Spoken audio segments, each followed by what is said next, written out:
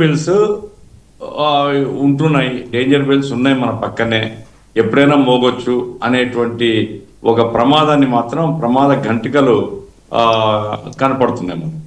అయితే యుద్ధానికి తలపడతాడా? అంత ఆర్థిక పరిస్థితి లేదండి. ఇప్పుడు పాకిస్తాన్ ఆర్థిక పరిస్థితి చాలా దయనీయంగా ఉంది. ఆర్థిక సంక్షోభంలో మొన్న ఐఎంఎఫ్ కనుక ఆదుకోకపోయి ఉంటే పెద్దన్న సపోర్ట్, అమెరికా సపోర్ట్ లేకుండా వాళ్ళకి అప్పు దొరికేది కాదు. అప్పు దొరకకపోయి ఉంటే పాకిస్తాన్ చాలా గందరగోళం అయి ఉండేది.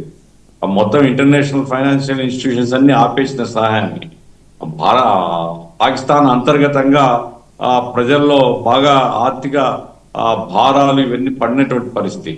కాబట్టి వాళ్ళు ఒక యుద్ధానికి సిద్ధపడి, అది కూడా భారతదేశం లాంటి దేశం, ఎందుకంటే ఆ, భారతదేశం చాలా పెద్ద సైజు, చాలా పెద్ద దేశం అంది.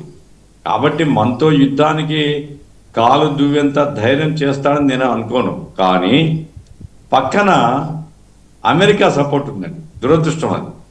ఇప్పుడు అమెరికా ఇంకా సపోర్ట్ చేస్తుంది. ఎందుకంటే ఎప్పుడైతే సుంకాలు ఇవన్నీ వేస్తున్నప్పుడు మనం ఎదురు తిరిగి ఇతర దేశాలతో వ్యాపార వాణిజ్య ఒప్పందాలు చేసుకుంటున్నాం. తర్వాత డాలర్ యొక్క పెత్తనానికి వ్యతిరేకంగా మన ప్రభుత్వం కూడా అంతర్జాతీయ రంగంలో కీలకమైనటువంటి పాత్ర నిర్వహిస్తుంది.